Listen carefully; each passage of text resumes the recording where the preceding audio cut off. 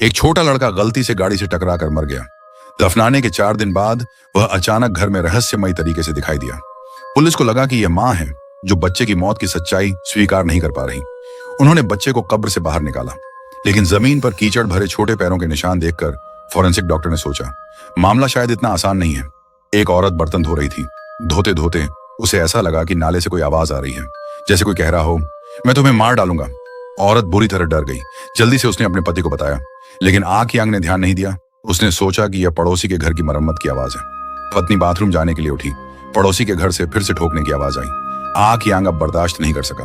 वह पड़ोसी के घर जाकर चिल्लाया कि आवाज बंद करो, लेकिन चाहे वह कितना भी चिल्लाया, पड़ोसी ने कभी जवाब नहीं दिया। ठोकने की आवाज फिर भी जारी रही, लेकिन अजीब बात यह थी, इस बार आवाज पड़ोसी के घर से नहीं थी। वह सावधानी से बाथरूम की ओर गया। डर से पाया कि पत्नी को एक अदृश्य ताकत ने हवा में लटकाकर बार बार दीवार से टकरा दिया। पूरा दृश्य खून से भर गया। औरत की सांसें जल्द ही थम गईं। आंख की आंख को संदिग्ध मानकर पुलिस स्टेशन ले जाया गया। उसे पूछताछ करने वाला दल बड़ा अजीब था। उसमें पुलिस के लोग और एक अलौकिक मामलों का विशेषज्ञ था। उन्होंने आंख आंख से पूछा, क्या हाल ही में तुम्हारे साथ कोई अजीब घटना हुई है? आंख आंख ने थोड़ी देर सोचा और तुरंत उसे अपने उस पड़ोसी की याद आई जो पूरे दिन घर की मरम्मत में लगा रहता था। जैसे ही आवेई का नाम आया, तीनों के चेहरों पर अजीब सा भाव आ गया। असल में कुछ समय पहले ही आवेई ने उनसे संपर्क किया था। पिछले कुछ दिनों में आवेई के घर में अजीब घटनाएं लगातार हो रही थी। पहले उसका बिस्तर अपने आप हिलने लगा, फिर अचानक लाइट अपने आप बंद हो जाती। घर के ऐसे कोनों में जहां उसकी नजर नहीं पहुंचती, हमेशा कोई अजीब सा साया तेजी से गुजर जाता। वह डर कर बिस्तर पर जाकर लेट जाता और दिखावा करता कि उसने कुछ नहीं देखा। लेकिन सबसे डरावनी बात यह थी कि चादर के आर पार उसे लगता जैसे कोई डरावने हाथ धीरे धीरे उसकी तरफ बढ़ रहे हों। हालांकि आंख के साथ कुछ नहीं हुआ, लेकिन उसका कमरा बुरी तरह अस्त व्यस्त हो चुका था। उसने अलौकिक विशेषज्ञ से मदद मांगी, लेकिन विशेषज्ञ के सहायक ने कहा कि विशेषज्ञ से मिलने के लिए पहले यह सबूत देना होगा कि घर में सच में कोई बुरी आत्मा है। आवेई ने एक कैमरा खरीदा और उसी रात उसे बिस्तर के सामने रखे अलमारी पर लगा दिया। रात को कैमरे के गिरने की आवाज से उसकी आंख खुली। पता नहीं कितनी देर बीत चुकी थी, लेकिन जैसे ही उसने आगे देखा, दीवार पर एक अजीब सा साया दिखा। आवेई ने घबराकर लाइट जलाई और साया तुरंत गायब हो गया। उसने फटाफट कैमरा उठाया और रिकॉर्डिंग चेक की। धुंधले वीडियो में उसने देखा एक नंगा सा डरावना जीव बिस्तर के नीचे से रेंग कर बाहर आ रहा है। वह जीव बिना कुछ कहे बस उसे घूरता रहा और आखिर में जाकर अलमारी के अंदर घुस गया। आवेई के चेहरे पर ठंडा पसीना था। तभी उसके पीछे रखी अलमारी का दरवाजा धीरे धीरे खुला। आवेई!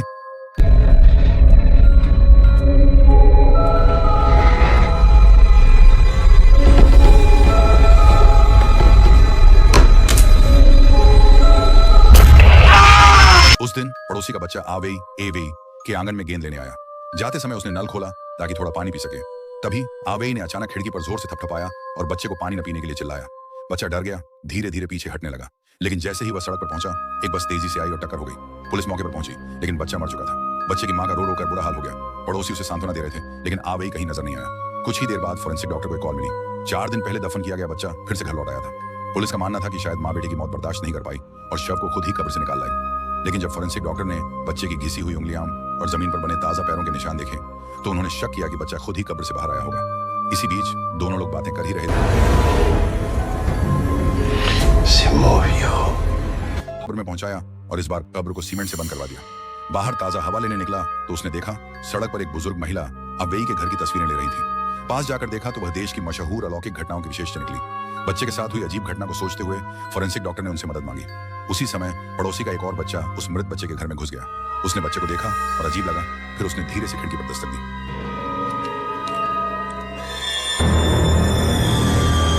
एक चीख की आवाज गूंजी। फोरेंसिक टीम तुरंत पहुंची। उन्हें एहसास हुआ कि किसी ने लड़के के वापस आने की बात देख ली है। दहशत फैलने से रोकने के लिए उन्होंने लड़के को फ्रिज में छिपा दिया। कुछ देर बाद पुलिस प्रमुख भी आ गया। जैसे ही पुलिस वाले लड़के को दूसरी जगह ले जाने की तैयारी कर रहे थे, फ्रिज के अंदर से किसी की चिल्लाने की आवाज आई। सच का पता लगाने के लिए पुलिस ने अलग अलग जगहों पर जांच करने का फैसला किया। फोरेंसिक टीम लड़के के घर की तरफ गई। पुलिस प्रमुख और विशेषज्ञ अलग अलग होकर एकेयांग और अवेई के घरों की तरफ बढ़े। पुलिस प्रमुख अपने सहायक के साथ रसोई में पहुंचा। वहां उन्होंने देखा कि सारे बर्तन अलमारी से चिपके हुए। अचानक एक चाकू ने उसकी हथेली भेद दी। खून बहता हुआ अलमारी के भीतर की ओर गया। पुलिस प्रमुख को समझ आ गया कि अंदर कुछ है। उसने तुरंत हथियार निकाला और अलमारी खोली। अचानक एक रहस्यमय ताकत बाहर निकल गई। पुलिस प्रमुख उसे ढूंढ ही रहा था कि पास वाले घर से फोरेंसिक डॉक्टर का फोन आया। उसने कहा, आप कहां हैं? मैंने घर में एक अजीब सा साया देखा है जो सिर्फ कांच के पार से ही दिखाई देता है। अचानक Lo veo. Y no lo veo. एक जोरदार चीख गूंजी और फोरेंसिक डॉक्टर की आवाज हमेशा के लिए खामोश हो गई। पुलिस प्रमुख घबरा गया।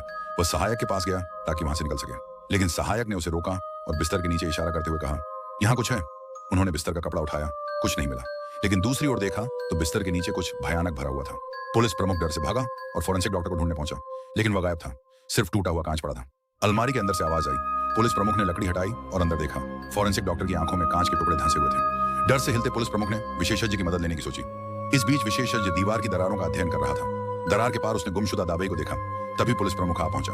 दोनों बात कर ही रहे थे कि अचानक डरावना साया आया और महिला की गर्दन मरोड़ दी।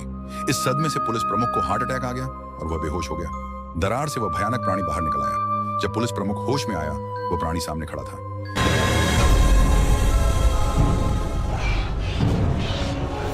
लेकिन उसने पुलिस प्रमुख को कोई नुकसान नहीं पहुंचाया। तभी लड़के की मां आई। उसके हाथ खून और मिट्टी से सने थे। पुलिस प्रमुख ने उससे विनती की कि उसे अस्पताल ले चले। महिला ने हाँ कर दी। लेकिन जैसे ही वे कार में बैठे, पुलिस प्रमुख ने देखा मरा हुआ लड़का पीछे की सीट पर बैठा था। मां बोली, मैं उसे वहां नहीं छोड़ सकती। मैं अपने बच्चे को कब्र में नहीं छोड़ूंगी। ये देखकर पुलिस प्रमुख का दिल मानो ठीक हो गया।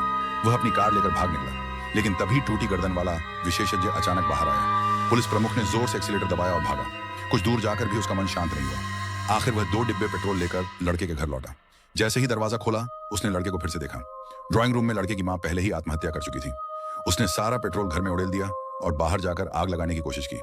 लेकिन हर बार माचिस की तिल्ली हवा से बुझ जाती। तभी उसने देखा फॉरेंसिक डॉक्टर से है। डर से पुलिस प्रमुख पीछे हटता गया, बंदूक चलाई और गोलियों की चिंगारी से पूरा घर आग में जल उठा। आग की लपटों के बीच सब कुछ शांत हो गया। कई महीनों बाद कुछ पुलिसकर्मी अकियांग से पूछताछ करने आए। पुलिस प्रमुख गायब था। फॉरेंसिक डॉक्टर और विशेषज्ञ उस घर में मारे गए थे। तभी अकियांग ने दरवाजे की ओर इशारा किया। उसने सहायक की तस्वीर उन्हें दिखाई। सबने मुड़कर देखा। Él vino con ustedes.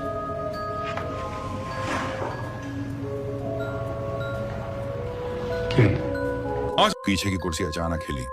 सब हैरान थे और तभी